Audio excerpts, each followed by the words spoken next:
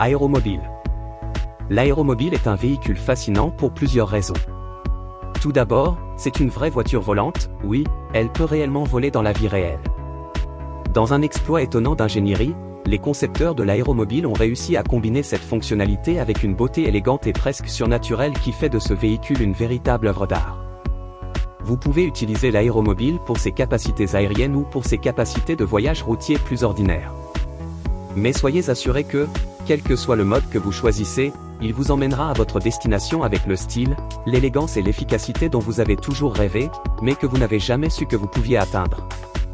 Il est rapporté qu'il se transforme en mode vol en moins de 3 minutes, atteignant une vitesse de 223 miles par heure, environ 359 km/h, et couvrant 466 miles, environ 750 km.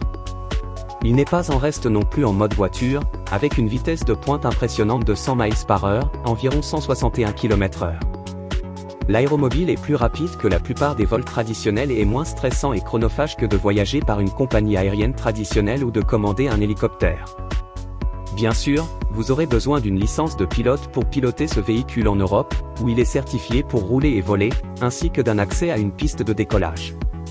Si vous êtes aux États-Unis, l'aéromobile n'est peut-être pas encore disponible, mais des travaux sont en cours pour assurer sa sortie le plus tôt possible. Palvé Liberty. Le Palvé Liberty, Personal Air and Land Vehicle, est un constructeur aéronautique basé aux Pays-Bas. La société est en activité depuis plus de 20 ans, avec le rêve de construire une véritable voiture volante dès le départ. Après des années de recherche et développement, elle a lancé sa première voiture volante, connue sous le nom de Palvé Liberty. Le véhicule est équipé d'un moteur de 200 chevaux connecté à une hélice orientée vers l'arrière, d'un rotor principal rétractable à autorotation pour le soulever du sol, et d'un système de vol en autogire. Contrairement à une voiture conventionnelle, il n'a que 3 roues, une à l'avant et 2 à l'arrière. Le fabricant affirme que le Palvé Liberty est capable d'atteindre une vitesse maximale de 112 miles par heure, environ 180 km/h, à la fois sur terre et dans les airs.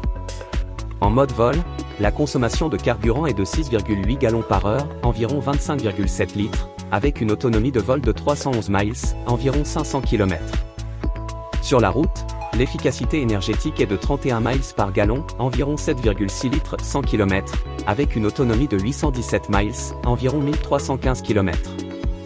Plusieurs versions du Palvé sont disponibles à l'achat, notamment le Liberty Sport pour $399 000 et le Liberty Pioneer pour $599 000. Klein Vision Aircar.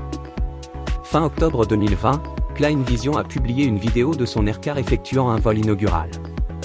Similaire à l'aéromobile, le véhicule est une voiture à 4 roues avec seulement 2 sièges, et elle vole réellement comme un avion. Il n'y a pas de décollage vertical instantané, l'Aircar a besoin d'une piste pour décoller et atterrir. Avant de passer en mode vol, la queue de l'Aircar s'étend vers l'arrière de quelques pieds pour laisser de la place aux larges ailes pour se déployer. En mode voiture, la queue se rétracte pour rendre le véhicule beaucoup plus compact et plus facile à conduire. Il est propulsé par un moteur à 6 cylindres de 1,6 litres fabriqué par BMW, et pèse 2400 livres, environ 1089 kg. À ce stade, le Klein Vision Aircar est encore un prototype en développement, mais au moins il existe. La société affirme qu'il aura une autonomie de vol de plus de 600 miles, environ 965 km, et pourra atteindre une vitesse maximale de 124 miles par heure, environ 200 km/h, dans les airs. Airbus Pop.up. La recherche d'une voiture volante vraiment fiable et futuriste se poursuit depuis des décennies. L'une des idées les plus récentes est le Pop.up Next, fruit d'une coentreprise entre Airbus, Audi et Italdesign. Le véhicule serait autonome et le plan est assez simple.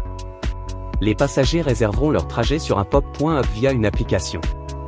Pop.up proposera alors automatiquement l'itinéraire le plus efficace en fonction des préférences spécifiques du passager configuré sur l'application. La première option serait le transport par la route, mais en cas d'embouteillage, Pop.up détachera la capsule passager de son module au sol pour que le module aérien puisse l'emmener à destination.